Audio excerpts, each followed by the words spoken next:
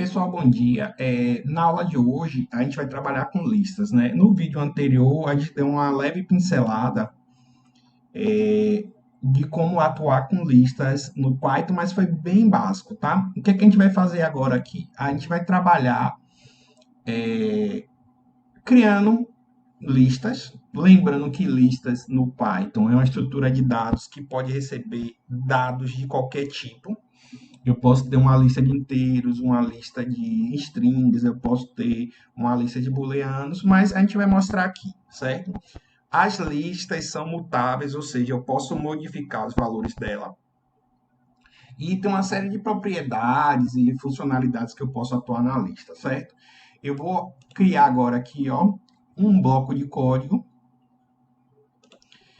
e vou criar minha primeira lista, tá? Vou chamar de lista 1. E quando eu defino lista 1 deste modo aqui, eu estou criando na memória uma lista vazia.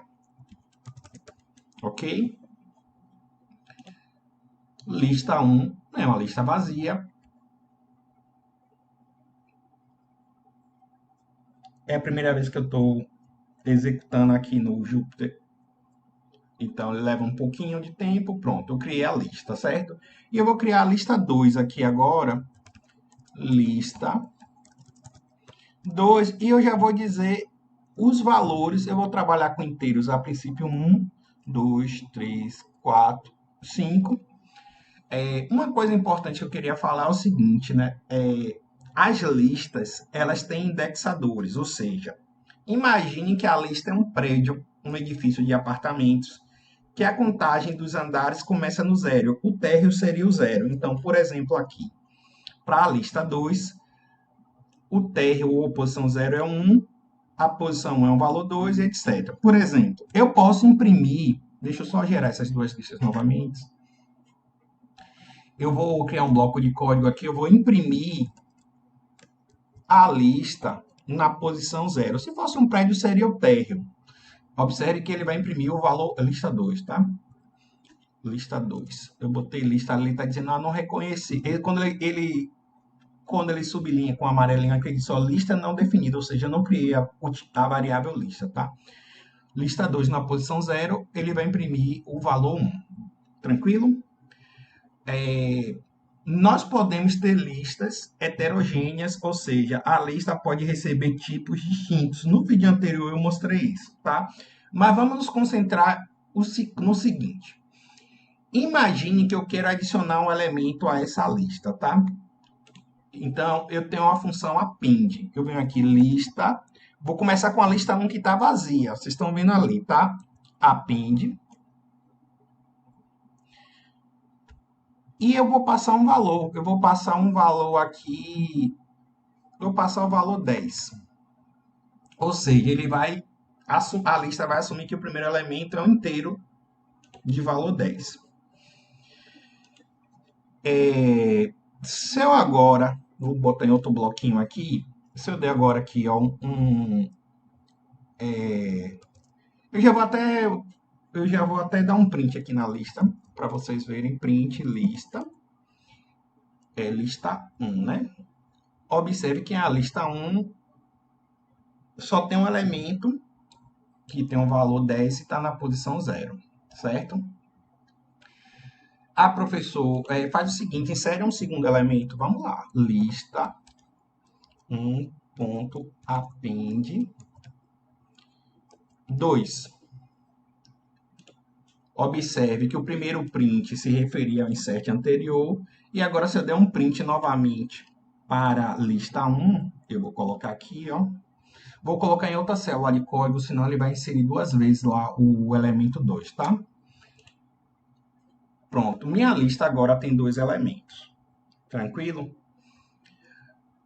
Observe que o append, ele lembra de apêndice em textos, livros, etc., ele só insere no final. Se eu quiser inserir numa posição específica, como é que eu faço? Então, eu vou chegar aqui, ó, vou dar um lista, insert, eu vou passar a posição aqui, que eu vou passar na posição 0, o valor 7.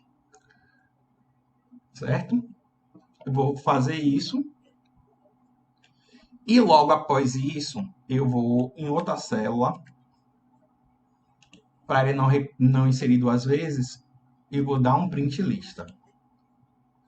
O que que aconteceu aí? Ele pegou o número 7, botou na posição 0 e fez um deslocamento em todos os elementos da lista.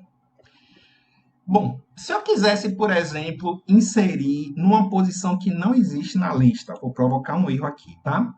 Eu vou dar um insert aqui na posição. Observe que nossa lista tem tamanho 3. Eu vou tentar inserir na posição 8. Vamos ver o que é que aconteceu?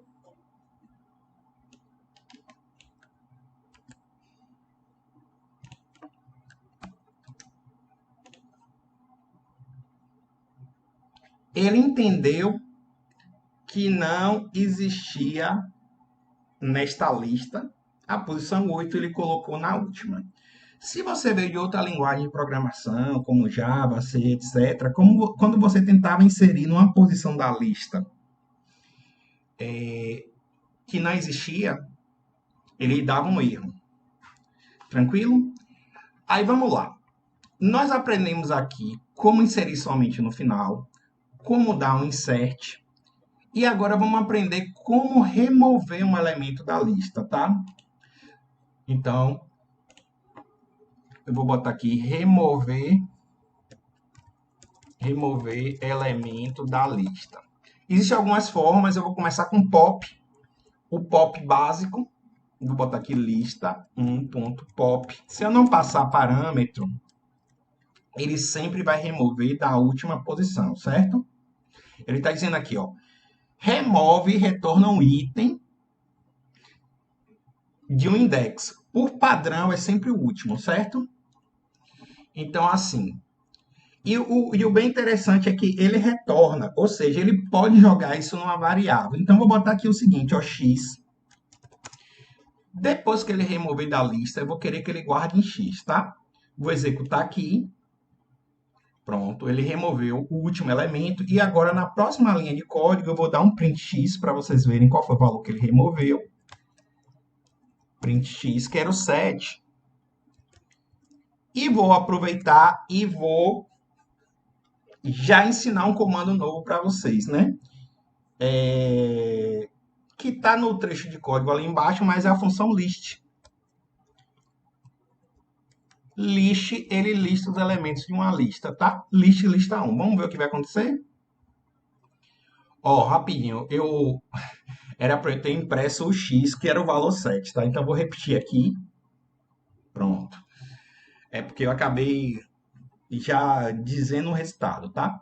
Ou seja, ele pegou o último elemento da lista, que era o 7, que foi removido, excluiu e guardou na variável x. E aqui o lista, ele imprimiu a lista. Se eu quiser agora, por exemplo, excluir numa posição específica, por exemplo, eu quero excluir na posição 1, que é o valor 10. Então, eu vou chegar aqui e vou dar um lista 1.pop, posição 1. Ok? Executei, ele vai ter excluído o 10. Ele até já exibiu aqui qual foi o elemento que ele excluiu, tá? Eu vou agora imprimir minha lista usando aquela técnica que a gente fez na aula passada aqui. Usando for elemento em lista. É uma outra forma, né, de em lista 1. Eu vou imprimir elemento por elemento, tá? Print elemento. Na aula anterior a gente fez isso, tá? Então, observe que a lista, quando a gente excluiu aqui o 10, ficou com 7,2. Eu imprimi elemento por elemento. Ok? Eu vou até alterar esse bloquinho aqui esse bloquinho de texto, puxar ele lá para cima, porque eu acabei já executando essa questão da impressão dos elementos da lista, tá? Eu já mostrei ali a função list, já mostrei como imprimir usando um for, né, que a gente já tinha feito isso. E imprimido uma posição específica, a gente passa só o índice, né? Que é 0, 1, 2, etc. Por exemplo, se eu quiser agora aqui, ó, imprimir o último elemento. Eu poderia dar um print 1, print lista na posição 1, que a gente sabe ali que é lista 1, né? Que a gente sabe que é o valor 2. Alguém poderia dizer, ah, professor, dá um print com o tamanho da lista. Lembrando que o tamanho da lista é len, é a função len, né? A gente viu no vídeo anterior, print lista na posição len. Vamos ver o que acontece quando a gente faz isso?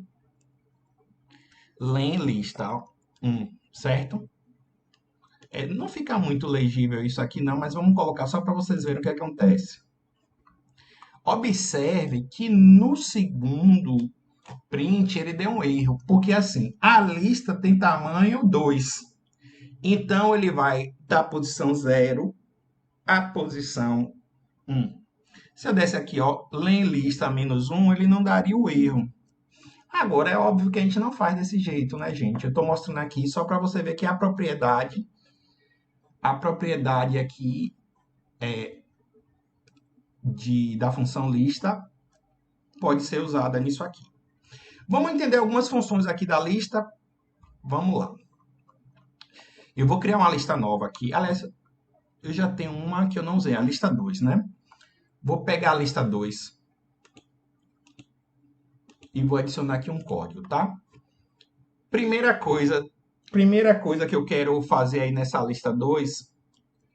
Não, vou criar assim, ó, lista 3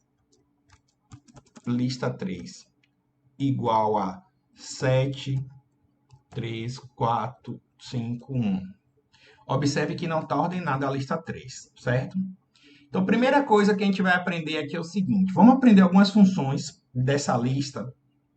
Eu vou fazer o seguinte aqui. Primeira função é print, para a gente imprimir, lista 3.max. Aqui é uma função, tá? Max é de máximo, então qual é o maior valor dessa lista aí?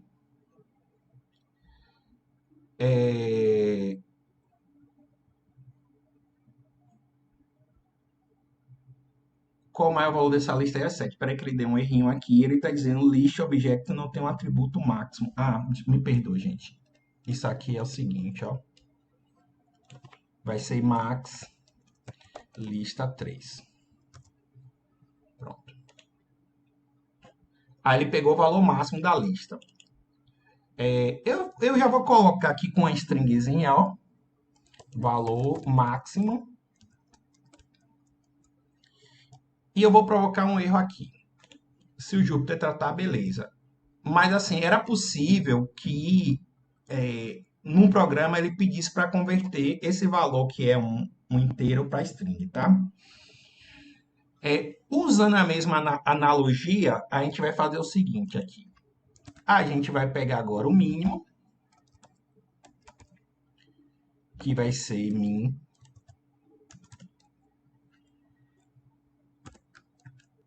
Então, pessoal, a gente vai terminar essa parte do vídeo, a gente vai continuar a seguir com algumas outras funcionalidades de listas e propriedades. Eu estou cortando aqui para dar no máximo 15 minutos de vídeo e o próximo vídeo a gente vai continuar com isso, ok?